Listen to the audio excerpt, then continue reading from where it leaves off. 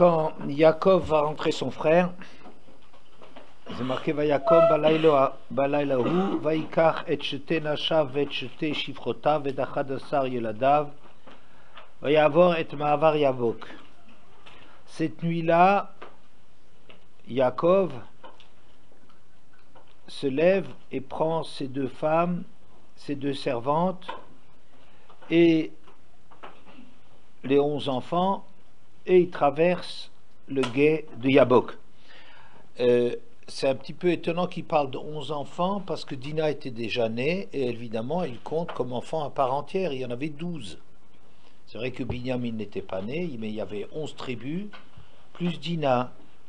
Donc Rashi, que vous connaissez sans doute, Vet Achad Asar Yoladav, ces 11 enfants, de Dina et Chanaïta. Et où est-ce qu'elle était Dina?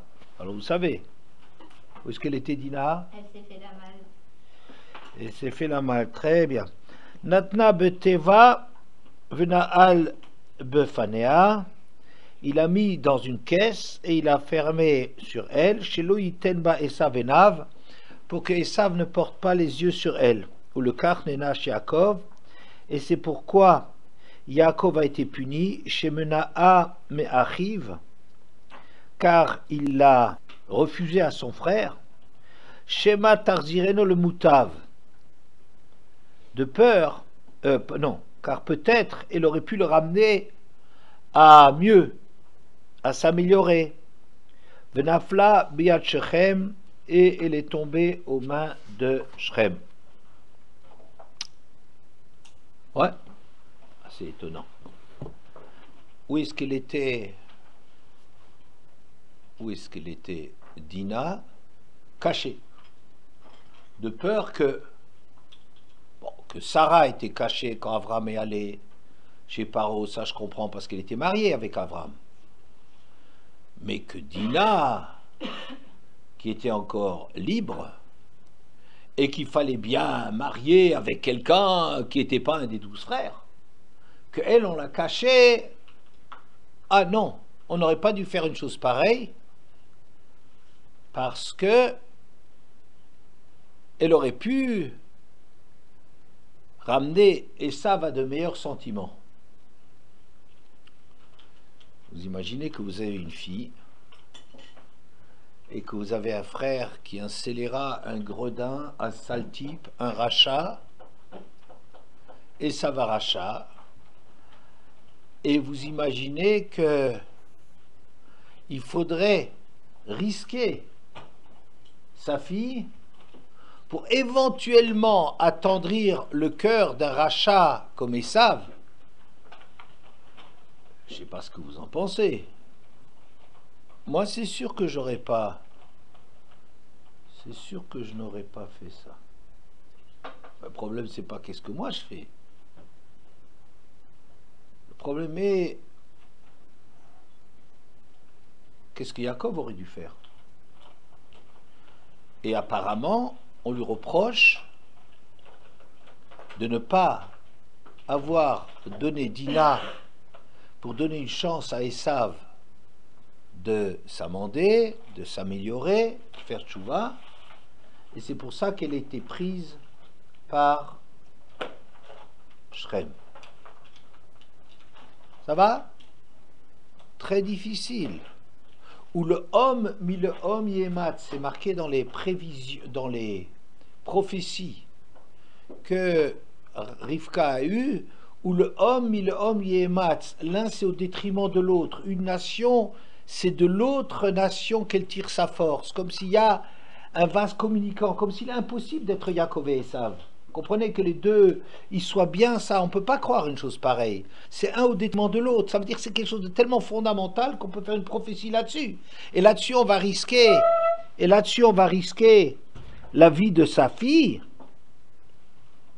Ou bien, comme on a vu la semaine dernière, halacha, Esav sonnait le Yaakov. C'est une halacha que Esav, il est Yaakov. Une halacha, ça veut dire que c'est quelque chose qui est fondamental dans la nature, c'est pas un accident, c'est qu'ils sont incompatibles, c'est ou l'un ou l'autre. Alors, avec un type pareil, fallait risquer Dina. C'est vrai que là où on dit que c'est une halakha qui est sa vie, il est Yaakov, peut-être que ça c'est au moment de leur rencontre qu'on le dit, mais peut-être ça aurait changé quelque chose, mais il faut quand même pas risquer la vie de sa fille pour un rachat pareil avec des probabilités de je ne sais pas trop quoi. C'est vrai, il fallait marier Lina. Bien. Le Midrash Rabbah, Perek P,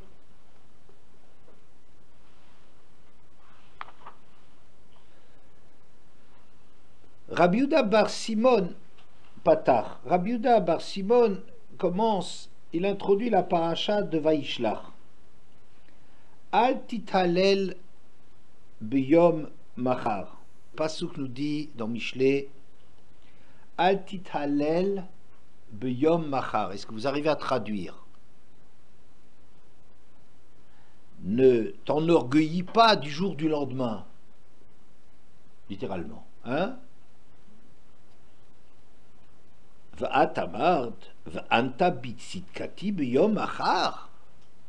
Et toi, Yaakov, tu prétends, par rapport à Lavan qui te cherche des noises, qui te fait des problèmes, tu dis, et demain on verra bien comme c'est moi, je suis tzaddik.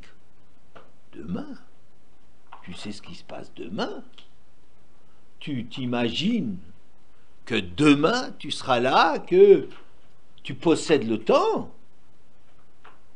Machar bitrayotsa ou mitana. Demain. Tu sais tellement pas ce qui se passe demain que demain ta fille va se faire violer. Qu'est-ce que tu sais, toi? Tu prétends savoir, comme si tu es le propriétaire du temps et que tu décides, et tu peux dire à Lavan, tu sais, demain tu verras bien que j'ai raison. Ce que tu possèdes de demain. Al titalel beyom machar. Et c'est pour ça donc que Dina s'est fait violer. On ne sait pas très bien pourquoi ça se reporte sur Dina. Qu'il lui arrive quelque chose d'imprévisible sur le lendemain, d'accord, mais pourquoi Dina? Quoi qu'il en soit, voilà. Hadaoudirtiv, et ce qui s'est marqué va être c'est Dina, et c'est ça ce qui est marqué. Dina, il est sorti, et puis il s'est fait violer par Shrem. Rabbi Chanin Beshem Rabbi Abba Cohen, Rabbi Eliezer Patar. Rabbi Chanina, au nom de Rabbi Abba à Cohen, le fils de Rabbi Eliezer, lui, il a introduit cette paracha, la masse Mereu Chased. La masse, c'est la corvée, les impôts. Il sera soumis aux impôts, aux corvées. Mereu Chesed, celui qui refuse du chesed à l'autre. Mereu ou chesed, le chesed de l'autre, il prend le chesed d'un autre, eh ben c'est lui qui sera tributaire. Manata chesed minachur, tu as empêché le chesed de ton frère. Hinisbet le Yov. Elle va finir par épouser ta Dina. Elle va finir par épouser Yov. She'eno lo ger velo maoul. Qui est ni un guerre, ni un maoul. Au mieux, vous comprenez, dans Rashi, on parle de Shrem, parce que c'est lui qui l'a violé. Et dans ce texte, il y en a encore dans d'autres textes, on parle qu'elle va tomber sur Yov. Peut-être Yov est un très grand bonhomme, mais c'est même pas un guerre, et il a même pas la mila. L'obikashta la asiya, le maoul. Hariniset la rel. Tu veux pas prendre un circoncis? Eh ben tu tomberas sur un incirconcis. L'obikashta la asiya dercheter. Tu voulais pas la donner en mariage légalement? Hariniset derchisur. Peut-être c'est Dina. Donc vous voyez le Midrash aussi reproche à Yaakov d'avoir refusé sa sœur. Ouais, la masse. Tu seras toi écrasé, Mereu Chesed. Toi qui as enlevé à l'autre, à ton proche, le Chesed que tu pouvais lui faire. Au moins, il y a une chose qui me console là-dedans, c'est qu'on appelle ça du Chesed. Tu aurais dû lui faire du Chesed. N'est-ce pas? Tu aurais dû lui faire du Chesed, et on n'appelle pas ça tu lui as refusé quelque chose qui lui revenait. Hein, on ne lui dit pas, tu as refusé quelque chose qui lui appartenait, auquel il aurait eu droit. Et on aurait pu dire qu'il avait droit quelque part, puisque normalement Léa aurait dû être mariée à Esav. Et une fille comme Dina, ça serait peut-être sorti de cela, n'est-ce pas?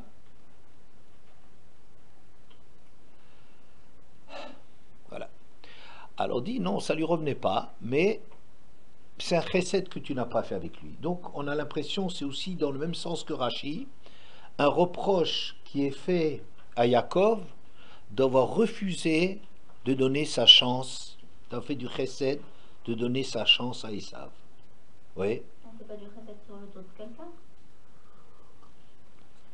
Et évidemment, faire du chesed sur le dos de sa fille, il dit, attends une seconde, tu veux faire toi du chesed, c'est ton chesed. Mais quoi, tu es tellement propriétaire de ta fille que tu peux la livrer comme ça avec une chance sur 100 que ça bouge quelque chose. Alacha, Esav Shonel Yaakov. De toute façon, fondamentalement, il est l'adversaire juré de Yaakov. Toute l'histoire, c'est qu'Esav et Yaakov, c'est incompatible, n'est-ce pas? Est-ce qu'on peut faire une chose pareille? Il y a aussi un midrash que rapporte Rashi à propos de Dina. Vatetse Dina. Dina, elle est sortie. Et qu'est-ce que Rashi dit à ce sujet? De là l'expression telle mère, telle fille. Que Ima, que Bita. Pourquoi telle mère, telle fille? Parce que Léa aussi, elle est sortie. Donc on a l'impression qu'il y a quelque chose qui est reproché à Dina d'être sortie. Hein? Elle est sortie, elle n'avait pas à sortir. Qu'est-ce qu'elle quoi? Elle va acheter le journal. Qu'est-ce quoi? Elle s'informe avec les filles du pays. Quelles seront les bonnes copines qu'elle va avoir? Mais regarde les gens de là-bas, qui ce que c'était? C'est pas pour une fille de roi. C'est pas pour une fille de Yaakov. Oui, peut-être que c'est lui reprocher, mais on dit, mais sa mère aussi. Comme si sa mère aussi, on lui reprochait. On lui reprochait à sa mère d'être sortie. À quelle occasion elle est sortie? Que Ravata, il nous a fait le cours là-dessus, il nous a dit, c'est aucun rapport, elle était sortie Léa, elle était sortie pour construire le Israël. Oui. Alors, donc c'est difficile, puisque Léa, elle est sortie pour construire le Ram Israël, Rachid en parle un peu. Le Zohar, il dit, Ma Seze n'irait que Khatsifut. On a l'impression qu'ici, c'est une grande chutzpah de Léa de faire une chose pareille. Quoi, elle sort, elle va draguer. Hein? Chas de Shalom, quel mot. Quel mot. Hein? Comment se laisse aller à dire des mots qui ne sont pas à leur place. Mais le Zohar, il dit, mais penses-tu, quelle tzadékette cette Léa? Pourquoi elle est sortie? Parce que normalement, l'âne, il allait directement, l'âne de Yaakov, il avait l'habitude d'aller dans la tente de Rachel. Et donc, c'est pour ne pas faire la honte à sa sœur. Quoi, on va le repêcher. Et puis c'est honteux pour Yaakov, vous comprenez? Faire publiquement comme ça un étalage d'une bataille comme ça de femmes à son propos, bien que ce soit pour construire le peuple juif ou des choses de ce genre-là, mais on n'étale pas comme ça. Alors elle, au contraire, elle a voulu empêcher qu'il y ait cette faute, cette faute de mauvais goût, qu'il va rentrer chez Rachel, très naturellement, son âne, il connaît le chemin, oui, et alors, elle va l'arrêter. Alors, elle lui a dit, le Zohar dit, elle lui a chuchoté, il lui a dit, tu sais, tu sais, j'ai la permission, j'ai payé pour avoir le droit d'être avec toi. Elle voulait lui dire à Yaakov qu'en vérité c'est tout à fait légal, c'est un arrangement, elle le doit basse et n'étale pas ses problèmes. Elle n'étale pas, il reste plein de pudeur, et elle a beaucoup de derech eretz pour sa sœur, bien que finalement, comme elle a acheté, si l'on peut dire, la nuit, elle a obtenu la nuit de Yaakov en échange des doudaïm de son fils, alors elle avait le droit, mais on n'étale pas son droit comme ça. Il faut faire attention à la manière. La forme, elle est très importante. Et donc, Léa a agi avec beaucoup de tsniout. Et vous voulez la preuve de cela? C'est que, j'en ai deux, des preuves. Que qui est-ce qui est sorti de cette nuit-là? Qui est-ce qui a été conçu cette nuit-là? Issachar. Et Issachar, il a quelque chose de spécial. Il est qualifié de Yodéa Dat Leitim. C'est un homme qui connaît, il a l'intelligence du temps. Ça veut dire quoi? Il y a des moments pour ceci, il y a des moments pour cela. Il y a des moments pour construire, il y a des moments pour détruire. Il y a des moments où il faut ramasser des pierres, il y a des moments pour les jeter. Il y a des moments pour chanter, il y a des moments pour pleurer. La vie, elle est faite d'une succession de temps. Et Yissachar, c'est un Talmid Chacham, mais ce n'est pas un quelconque Talmid Chacham. C'est un Talmid Chacham qui a l'intelligence de comprendre dans chaque situation quelle est l'attitude qu'il faut adopter. Une attitude, et je dirais donc, Vatetzelea, ça a l'air scandaleux. Ah, ça a l'air comme ça, quelque chose. Ouais. Et en vérité, sort de là quelqu'un qui sait exactement ce qu'il faut faire quand il faut le faire. Ça veut dire quelque chose qui normalement serait peut-être pas bien, mais maintenant c'est le temps de le faire. Donc ça ne peut pas être que Yissachar y résulte de quelque chose où elle a fait un mauvais choix. Puisque c'est ça ce qui a donné Yissachar, qui a l'intelligence du temps. Ça veut dire, ça vient de Léa, cette intelligence de comprendre qu'il y a des moments où il faut se forcer, il faut aller au-devant et aller chuchoter cela parce que ça aurait été... Oui, et là déjà cette intelligence, sa mère a déjà cette intelligence et Issachar il va hériter de ça. C'est pas un stam Talmid Chacham. C'est un Talmid Chacham qui a l'intelligence de connaître les moments. Donc, sa mère savait très bien ce qu'elle faisait. N'est-ce pas? Bien. D'autre part, il y a quelque chose qui est étonnant. Elle dit à Yaakov, Elai Tavo, tu dois venir chez moi. Vous savez, Elai Tavo, tu dois venir chez moi. Il y a quelque chose de pas très snoozique là-dedans. Quoi? Ça manque de snoout. Oui. Quoi? Il dit, viens dans ma chambre. Mais c'est l'homme qui a beaucoup plus de courage dans ses affaires que la femme. La femme, elle a beaucoup plus de retenue là-dedans. Elle peut suggérer à son mari qu'elle voudrait être avec lui, mais elle lui dit pas des choses. Un homme, il est beaucoup plus libéré de ce côté-là. Et la femme, elle a teshukater. Tu désires ton mari, oui, Michalbor, mais c'est lui qui est dominant là-dedans. C'est lui qui a cette capacité de dire plus les choses d'une façon claire, directe. Et la femme, elle désire cela, mais oui, Michalbor, c'est le mari. Et ici, on voit étonnamment, Elai Tavo, viens chez moi. Vous comprenez qu'il y a quelque chose qui est... Vous savez ce que je dis là-dessus? Je dis qu'elle était tellement grande qu'elle était au-dessus du Chet Adam Arishon. Adam Arishon, avant le Chet, il allait avec sa femme, mais sans aucune honte. Pourquoi pas de honte? Mais il n'y avait pas de honte à avoir parce que c'était un massé, le Shem Shamaim, où il n'y avait rien de personnel, aucun désir ni rien. C'est maintenant qu'il faut, etc. Et quand on rencontre quelqu'un qui est un grand sadique et qui dit une formule pareille, ça veut dire qu'il ne faut pas commencer à lui faire un procès. Quand Yaakov, il dit à Lavan, Havet Ishti, j'ai payé pour elle, j'ai travaillé pendant 7 ans, amène ma femme, c'est pas parce que Yaakov, tout d'un coup, il manque de pudeur, mais ça veut dire que...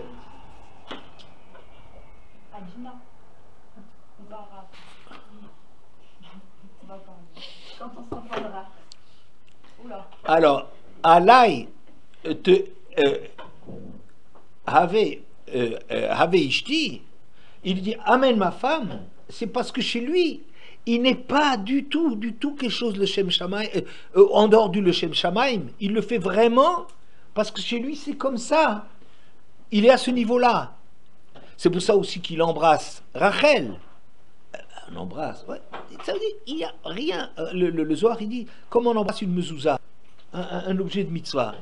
D'ailleurs, si c'était un objet de désir, comment est-ce qu'on peut dire que le temps qu'il a travaillé pour elle, c'était rien que quelques jours à ses yeux, tellement il la voulait. Mais si quelqu'un il désire quelque chose, si on veut vraiment quelque chose, alors on est impatient. On ne va pas dire ça dure quelques jours, ça dure une éternité. Mais quand est-ce que ça arrive? Donc on voit, lui, c'est pas le désir qui parle chez lui, il a compris que cette femme exceptionnelle, rien n'est trop pour arriver à obtenir un chefsa chez le mitzvah, c'est une mezouza, c'est la protection de la maison. Il est l'ishma.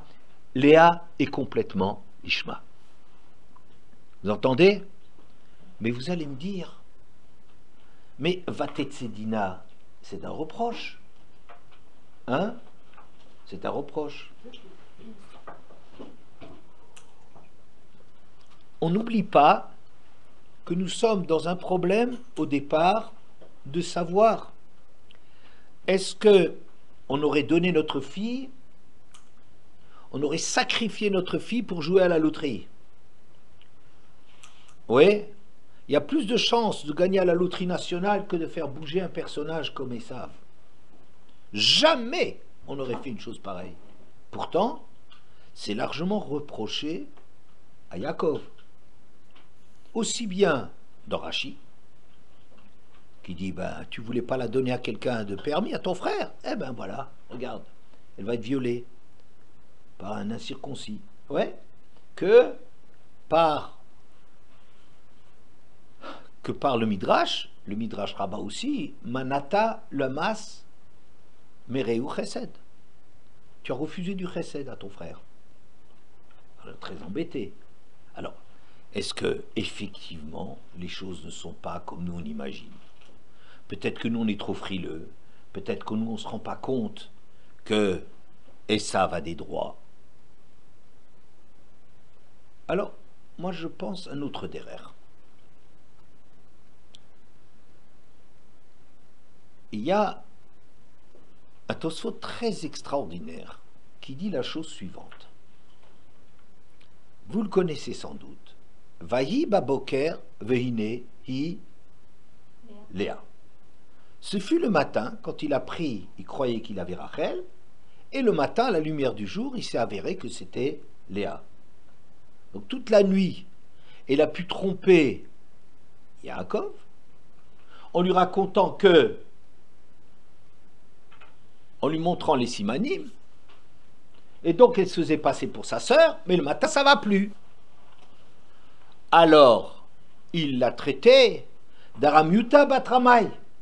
Mais tu es une traîtresse, fille d'un traître, une trompeuse, fille d'un trompeur. Comment tu m'as pu me faire un truc pareil? Comment tu m'as pu faire? Tu sais comment j'ai travaillé pour ta sœur. Comment tu as pu faire ça, de prendre sa place? Tu es vraiment la digne fille de ton père. Et qu'est-ce qu'elle lui a dit? Tu crois que tu es quelqu'un qui ne fait pas d'adepte, que tu n'as pas de disciple? Tu crois que tu n'as pas d'élève? Mais c'est de toi que j'ai appris ça. Comment de moi? Eh ben oui. C'est toi Esav? Oui. C'est toi Yaakov? Oui. Qui est-ce qui a fait ça? C'était toi. J'ai appris de toi que pour la bonne cause, il fallait savoir tromper.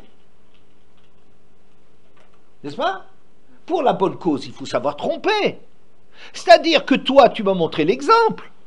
Et ton père, il t'a béni. Et après, ton père, il a confirmé les brachot. Hachem aussi, tout le monde a confirmé les brachot. Donc, il y a des moments dans lesquels il faut savoir faire, tricher. Il y a des moments où c'est nécessaire, on ne peut pas faire autrement. On ne pouvait pas laisser les brachot du côté de Esav. Et bien alors, tu t'es fait passer pour Esav. C'est toi Esav? Oui. C'est toi Jacob? Oui. Et ton père, il a signé. Que tu avais raison. Tu crois que tu es quelqu'un qui ne fait pas d'élève, qui n'a pas de disciple? Eh bien, moi, je suis ton élève. J'ai appris de toi. J'ai appris de toi qu'en cas de nécessité, quand on ne pouvait pas faire autrement, il fallait être capable de tromper. Et donc, quand tu me demandes, c'est toi Léa? C'est toi Rachel? Je dis oui. C'est moi Rachel. C'est toi Léa? Oui, c'est Léa. Vous entendez cela? Bon. On croit que cette histoire, elle est simplement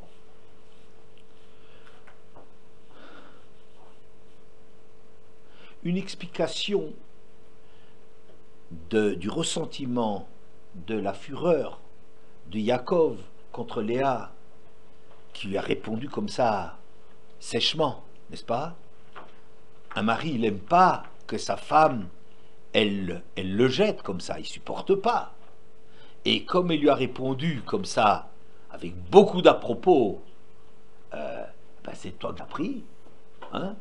Ça, il n'aime pas. Et tout de suite après, c'est marqué, Vayar Elohim, ou Vayar Hachem, qui se noie Léa.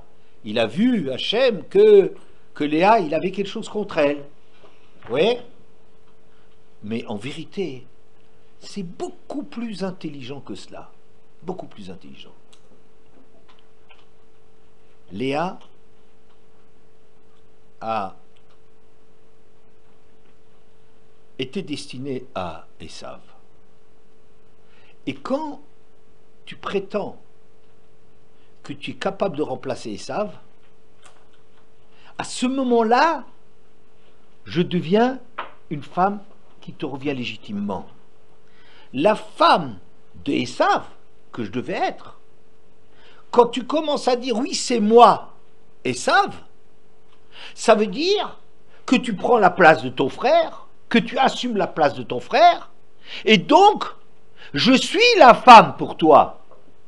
Il ne faut pas dire comment, c'est une question qui est classique, comment ça se fait que Léa, elle ait accepté de verser dans cette tromperie? Oui, eh bien, on peut dire, d'abord, au premier niveau, elle n'avait pas le choix. Elle ne voulait pas tomber sur un rachat comme Esav. Elle a dit, il faut, comme la première lecture qu'on a l'impression, comme Yaakov, il dit, on ne peut pas faire un truc pareil, donc, et moi aussi, je ne peux pas faire autrement. Mais si on voit les choses à un niveau plus profond, on voit que Yaakov, il comprend qu'il doit prendre sur lui d'être Esav, qu'on ne peut pas laisser Esav avoir les armes du Olamazé, sinon c'est une catastrophe. Donc en cas de nécessité, il est nécessaire donc que Yaakov, il prenne la place d'Esav. Il dit, c'est moi Esav, Anochi Esav, moi Esav Bechorera. D'accord? Il affirme ça.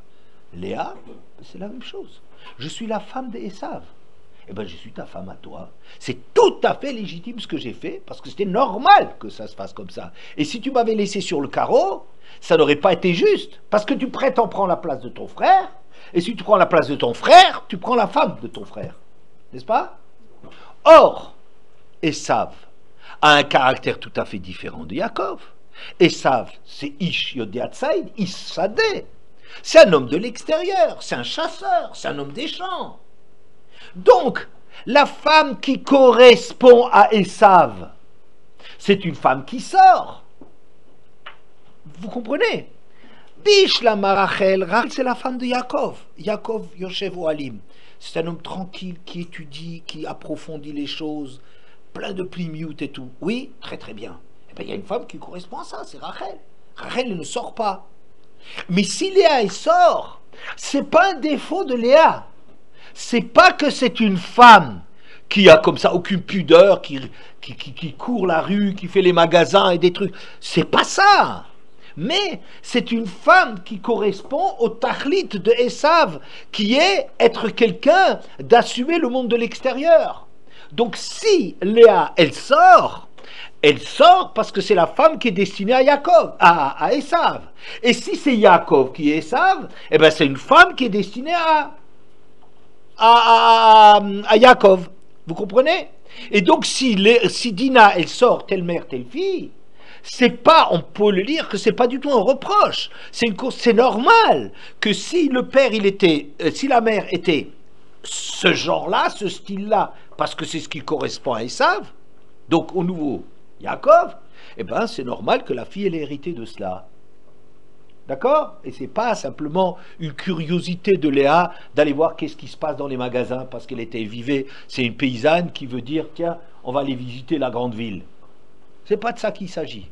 C'est qu'elle, elle avait une ouverture qui correspondait à sa mère, une ouverture vers le monde qu'on ne trouvait pas chez Rachel, ni chez Yaakov.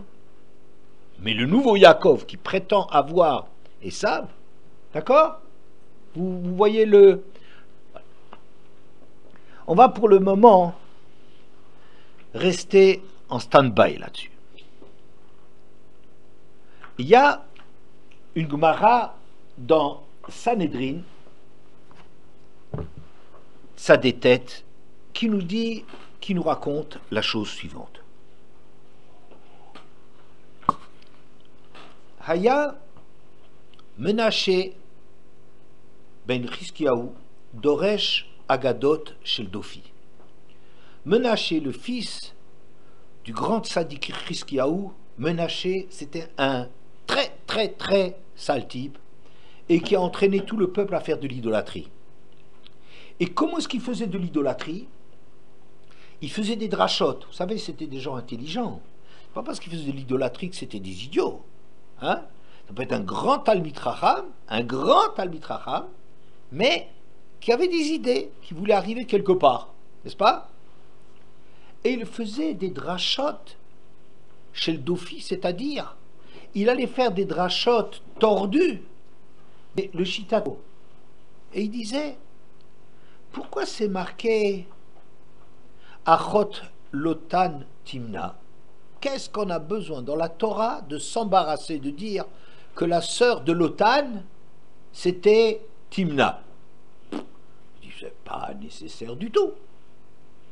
Ensuite, il leur disait, qu'est-ce que c'est marqué Vayeler Rouven, Bimeksichitin, là où il a trouvé les Doudaïm. Alors Rouven, il allait à l'époque de la moisson du blé. Voilà. C'est les deux histoires qui sont racontées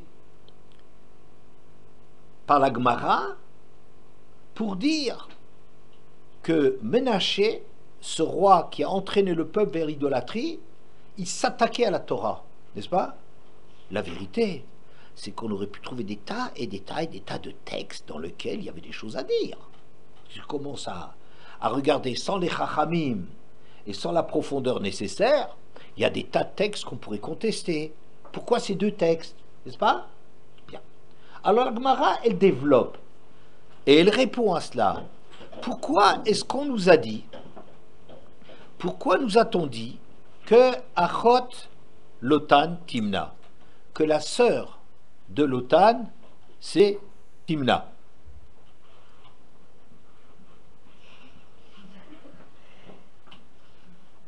Voilà. Nous obtenons un silence de tombe. Entendons les mouches voler.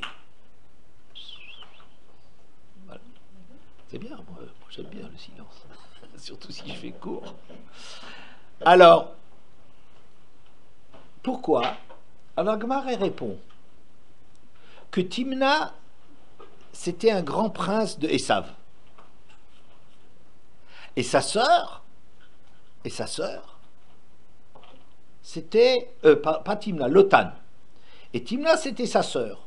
Donc, c'est une famille princière. Et c'est marqué après que Timna, elle a été la concubine de Eliphaz. Ça veut dire, Eliphaz, vous savez qui c'est? Le fils d'Esav, n'est-ce pas? Et concubine, ça veut dire pas la femme légitime, c'est une femme sans aucun droit, c'est comme union libre. Vous voyez un truc comme ça. Il vivait avec elle en union libre. Qu'est-ce qu'on veut nous dire par là? Que cette femme, la Torah en vérité nous donne un grand enseignement. Elle dit, tu veux voir comment les Avot étaient appréciés par les peuples, cette Timna était en vérité de famille princière. Et elle aurait pu prétendre à un grand destin dans les nations. Elle aurait fait la une de tous les magazines anglais. Oui, la littérature, vous connaissez tous ces trucs à images là, sensationnels, anglais, bon. Elle aurait pu faire les titres de toute cette presse à sensation. Mais elle a vu les Havot, elle a été impressionnée par les Havot. Elle est venue chez Avram Avinu pour qu'il la convertisse. Il n'a pas voulu. Après, elle est revenue chez Yitzhak Avinu. Yitzhak Avinu, il a repoussé. Elle est venue après chez Yaakov Avinu. Même résultat. Elle a dit Moutav chez Yeshifra, Bemishparto chez l'Avram, Velo et Gvira, Bemishpachat, je sais pas quoi, ou Motaolam. Elle a dit je préfère être une simple concubine chez Eliphaz, le fils de Esav, pour être un peu en famille avec ceux-là, n'est-ce pas? Et que, au lieu d'être une princesse dans les nations, et qu'est-ce que ça donnait comme enfant? Comment il s'appelle le fils? Alors pas Adina, s'il te plaît, mais les autres. Qui c'est l'enfant de Timna et de Eliphaz? Quelqu'un sait? Non? Adina? Amalek. Ouais. Amalek. Le fameux Amalek qui a fait tellement de problèmes et de souffrances, qui a causé tellement de souffrances à Israël, c'est le fils de cette union. La Gemara demande pourquoi. Il dit, parce que il fallait la convertir. Pourquoi il fallait la convertir? Non. Il fallait la convertir parce que toujours, l'olam, yesmoldocha, viamin mekarevet. D'une part, quand le côté du din, le côté gauche, le côté de la justice, il dit une halakha qui est dure, un din qui est sévère, il faut que de l'autre côté, la main droite, encore plus forte, elle vient me karevet pour rapprocher. Même si tu penses qu'il faut la repousser, tu dois la rapprocher par ailleurs. Moi, je pense que si Avram, Midata Chesed, et Yitzhak, Midata Din, et Yaakov, Midata Rachamim, les principales midot, elles sont qu'il faut repousser Timna, c'est qu'il fallait la repousser. N'est-ce pas? Parce que sinon on devient fou. N'est-ce pas? Ah, mais alors pourquoi on le reproche? Hein? Pourquoi on le reproche?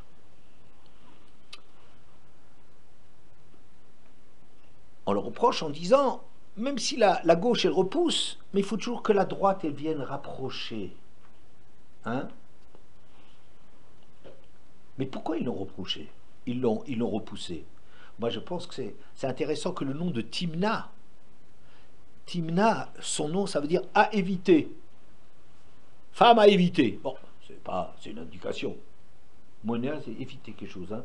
Bon, il faut éviter cette femme, mais c'est pas pour ça qu'ils l'ont repoussée.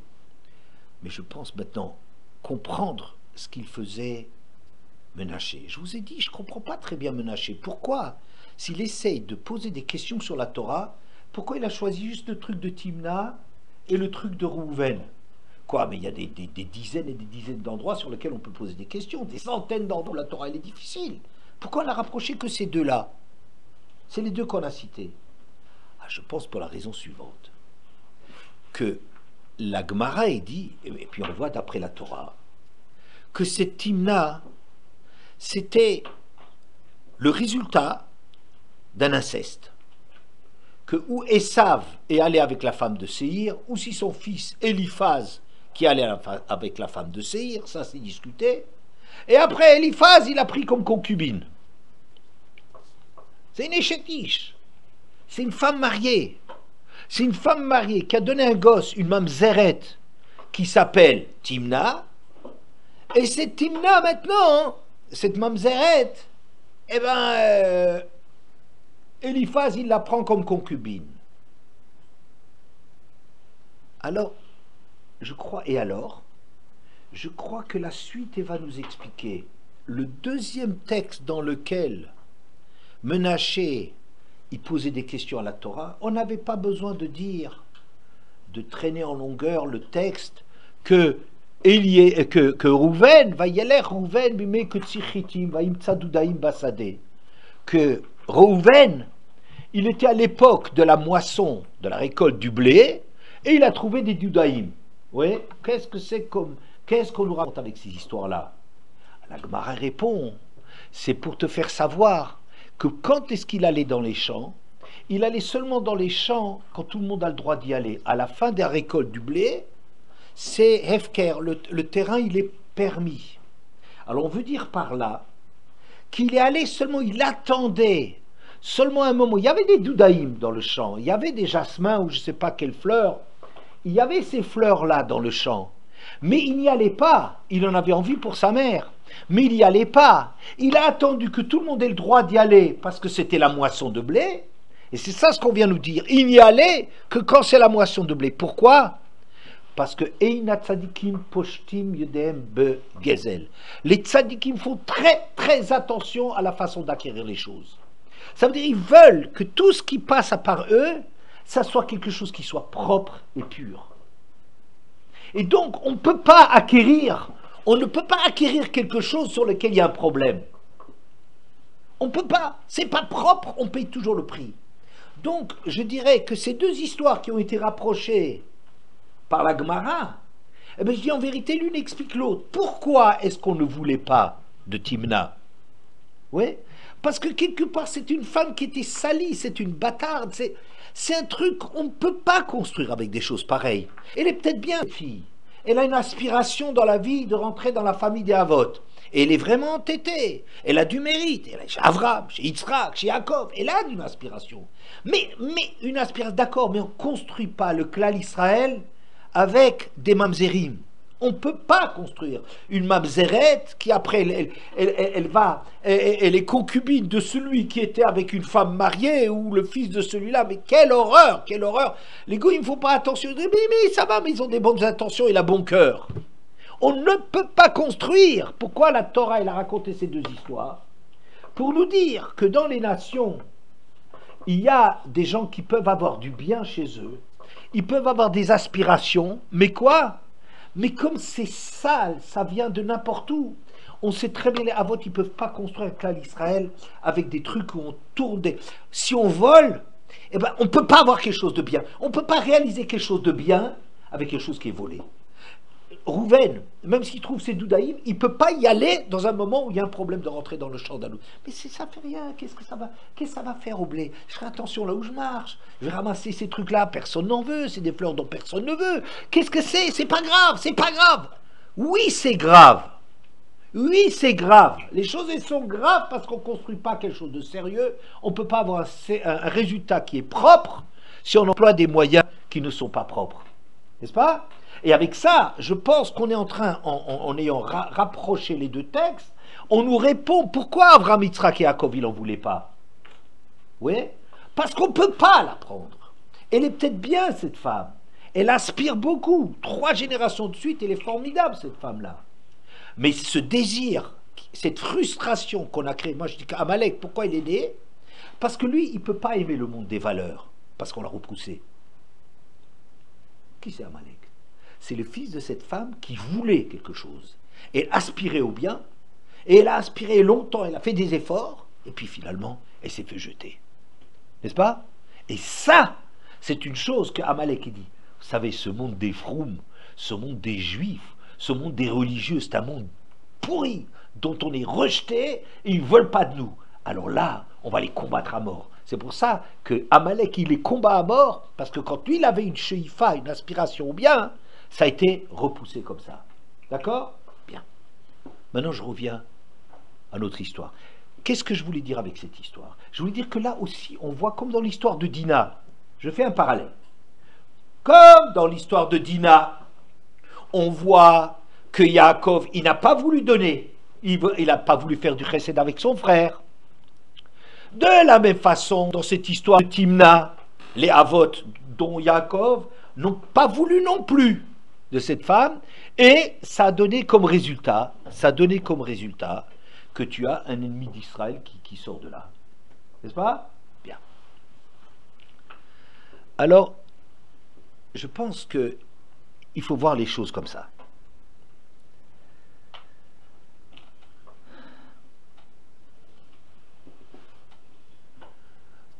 Quand le clan Israël construit l'histoire, quand Yaakov est en train de détrousser Esav, d'enlever à Esav un rôle, qu'il aurait été le premier-né. Alors Yaakov est en train de devoir assumer le rôle d'Esav, n'est-ce pas? C'est pour ça qu'il a Léa. Mais il y a quelque chose, un gros problème là-dessus. C'est que, et les nations, qu'est-ce qu'elles vont devenir? Esav, tu vas le jeter comme une écorce qu'on jette dessus, qu'on piétine et qu'on met à la poubelle. Mais oui, puisque c'est nous qui faisons l'histoire.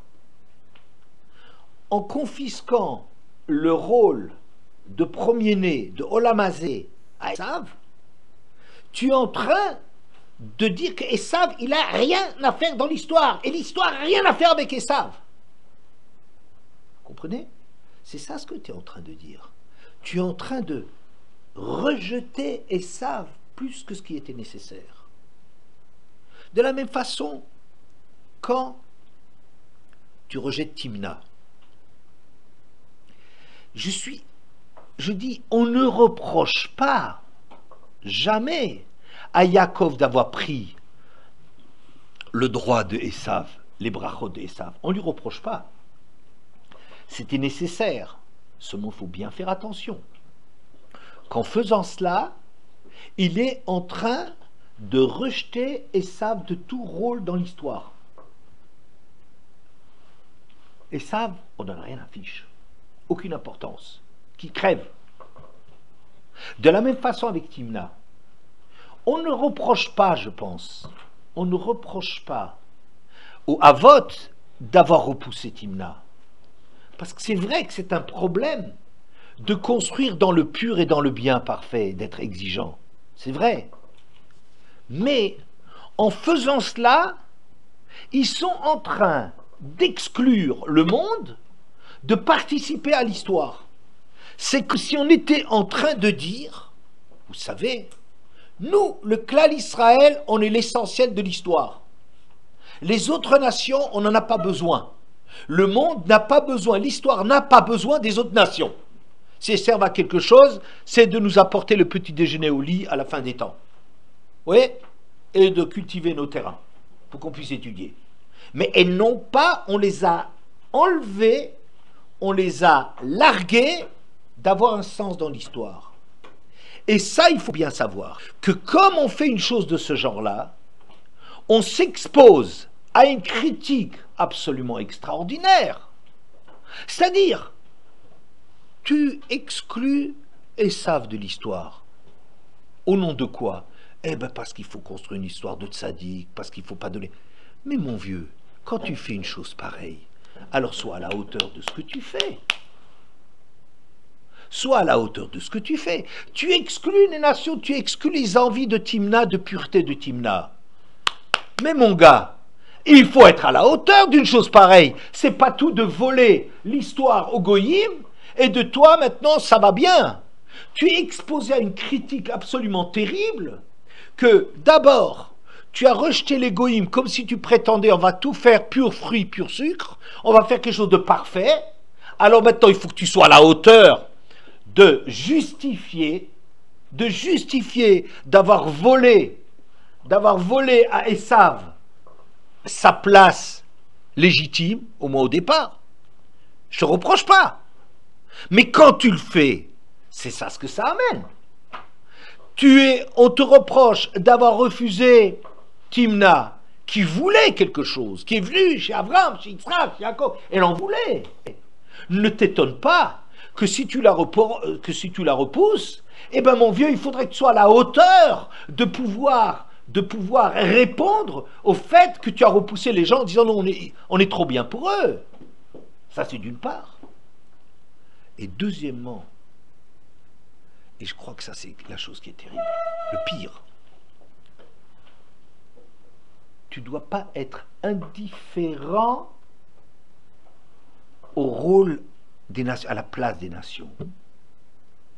Quand on est en train de dire on est le peuple élu, on aurait tendance à dire, et les autres, ils ont qu'à crever, mais les Arabes, on s'en fiche, et les Goïms, on n'en a rien à fiche, et ils nous ont persécutés, et ceci, et cela. Je ne dis pas qu'on n'a pas des dossiers contre eux, on a des grands dossiers contre eux. Mais, est-ce qu'à l'intérieur de nous, est-ce que ça nous fait quelque chose pour eux? C'est ce que le texte y dit. L'olam, te'esmol docha, v'yamin mekarevet. Je ne pense pas qu'on peut reprocher au Havot de ne pas avoir voulu prendre Timna. De la même façon que je ne pense pas qu'on va reprocher à Abraham de ne pas avoir voulu prendre la fille de Eliezer qui était le meilleur serviteur du monde. Mais Abraham dit, Eliezer, c'est pas son rôle d'être c'est pas avec lui qu'on construit. C'est pas avec lui qu'on construit. Mais c'est un homme exceptionnel, Eliezer. Il a risqué sa vie pour être fidèle à Abraham dans la guerre des rois. C'est un homme extraordinaire. Mais Abraham, il a dit, c'est pas pour mon fils. À Taharour ou Beni Barour. On est dans une autre catégorie. Vous comprenez? Personne n'a reproché ça à Abraham. Et je pense de la même façon, personne ne peut reprocher au Havot d'avoir jugé que Timna n'avait pas sa place. Mais le problème est comme ça. Est-ce que ça te fait mal pour eux? Est-ce que tu as mal pour eux? C'est ça ce que ça veut dire. L'olam yismol docha. Quand la gauche, elle repousse le côté du digne, il repousse quelqu'un, certainement tu as raison de l'avoir fait. Pourquoi? Parce que je ne pense pas une seconde qu'Abraham se soit trompé, et puis Yitzhak se soit trompé, et Yaakov qui soit trompé. Impossible, parce que sinon on ne peut plus faire confiance à personne. Vous voyez? C'est clair qu'ils ont eu raison. Mais quand le small, il est Dora, Yamin me karevet, il faut que tu aies un souci très très très fort de les rehausser à leurs propres yeux. Pas, vous comprenez, on est en train de dire, vous n'êtes pas digne de rentrer chez nous. C'est pas comme ça que ça se dit. Il ne faut pas considérer, il ne faut pas dire, on s'en fiche, on ne fait pas d'omelette sans casser des œufs. Mais c'est pas vrai. C'est pas vrai. Tu as un devoir d'avoir une préoccupation. Et qu'est-ce qu'elle va te devenir, cette pauvre Timna? Elle voulait du bien. Mais toi, tu t'en fiches. Tu l'as laissé partir, et tant pis. On n'a rien à fiche d'elle et qu'elle crève. N'est-ce pas? Ça, je te reproche. Je pense la même chose avec Esav. Avec le fait d'avoir pris la place de Esav, je ne te reproche pas. Mais, Alpidine, tu n'avais pas à donner de sa fille. Mais est-ce que du chesed, tu n'as plus un langage de chesed avec ton frère? Je vous dis franchement, je ne peux pas avoir la force de dire il fallait risquer Dina. Si on imagine qu'on a une fille, on ne dit pas je vais risquer ma fille pour que l'autre, une chance sur 10 000 ou 1 million, qu'il fasse chouva. Je ne crois pas qu'on joue avec la fille, avec sa fille, à des jeux de loterie. Vous comprenez? On peut risquer de l'argent, on ne peut pas risquer une neshama. Oui? Mais ce qui est reproché, mais Manata Chesed, la masse, mais ça te revient que ça se retourne contre toi. Pourquoi? Parce que tu prétends prendre la place de Esav, prendre Léa, qui était pour Esav, de prendre Dina, qui est la suite de trucs, et tu crois qu'on ne paye jamais le prix de cela? Tu n'as pas un regard, ce qu'on reprocherait, je dirais, à Yaakov, moi je pense, c'est que quand il a enfermé Dina, il a fermé le truc à double tour. Vous comprenez ce que je veux dire par là? Je veux dire, il l'a reproché méchamment, il lui a réglé son compte. Et toi, Esav, va au diable. Ça, tu n'as pas le droit de dire. Parce que finalement, tu lui as enlevé de la place, tu as enlevé son rôle, tu lui as enlevé son importance, et ça, même si tu as tout à fait raison de le faire, Mais quelque part, il faut que tu aies mal pour Timna, et quelque part, tu dois avoir mal pour Esav. De dire que le chesed... Mais il n'y a plus de chesed chez toi. C'est ça que je reproche. Donner ta fille, j'en sais rien, moi je ne peux pas dire ça. N'est-ce pas? Mais au moins, avoir une conscience d'une chose pareille. Et je pense que c'est ça, ce que le Midrash, il rapproche, et c'est là-dessus que je vais terminer, il rapproche les deux choses. Le Midrash, il dit, Al titalel b'yom achar. Ne t'enorgueillis pas du lendemain. Ne t'enorgueillis pas du lendemain. Parce que tu vas dire à Lavan, et machar, antabitzikati le yom machar, et demain tu verras bien comme j'avais raison. Oui, la camarade dit, tu crois que tu peux mettre du temps? Demain peut-être ta fille sera violée. Bah, d'accord, c'est vrai, mais c'est quand même pas une raison pour que Dina soit violée, parce parce que Yaakov il parle de demain comme s'il était sûr d'être là demain et que l'histoire va démontrer qu'il a raison. Mais pauvre Dina. Alors on ajoute un deuxième pshat. Ah, mais tu n'as pas fait de chesed. Tu n'as pas fait de chesed avec ton frère. Alors regarde ce que ça va donner, n'est-ce pas? Mais je pense que c'est un peu la même chose. Quand le peuple juif a une conviction que l'histoire, elle passe par lui. C'est comme si on est les maîtres du monde. Qu'est-ce que ça veut dire? Alitalel biyom machar. C'est pas seulement, oh tu sais, faut pas parier sur demain, tu sais la vie, elle réserve des grandes surprises. Tu sais pas quelle surprise tu vas encore avoir demain. Mais je crois que c'est quelque chose d'encore plus grave. C'est qu'on a une conscience, on croit que puisqu'on est le peuple, entre guillemets, élu, on croit que quelque part on est protégé par cela, et on a une espèce de bonne conscience. Tu sais, Hachem, il va faire son histoire comment? Tu crois qu'il peut se passer Yaakov? Comme si on a piégé Hachem parce que maintenant on a des droits. Mais t'es pas choisi quand tu as été choisi pour que l'histoire passe par les Bnei Israël. C'est pas pour autant que maintenant tu peux parler de demain comme si tu es le maître du monde. Tu es choisi parce que justement tu sens que ta place elle est toujours un chesed et de la rachmanout d'Hachem continuellement. C'est pour ça que ça marche. Mais pas parce que tu as une conscience que ça donne une conscience. Et cette bonne conscience, c'est la même bonne conscience qui fait que après, concernant Esav, par rapport à Esav, tu rejettes Esav en disant j'ai pas besoin. Ça ne vient même pas à l'idée de lui faire du chesed. Mais l'homme, ça ne lui revient pas. Mais tu oublies une chose, c'est que quand tu prends un rôle dans l'histoire, il faut être soucieux de ceux à qui tu as volé de la place. Même si tu avais raison, mais soucie-toi des autres et pense à Timna, comment lui tendre la main, et réfléchis comment ça doit te faire mal du côté d'Esav. Tu donnais Dina, j'aurais pas dit. Mais je dis, mais que ça te fasse mal. Et ce qu'on te reproche, c'est que ça te fait pas mal. Tu es comme le lendemain. La vie, elle m'appartient. Je suis choisi. Donc, le temps, il m'appartient. La vie m'appartient. Cette attitude-là, c'est pour ça que tu as dit. Voilà.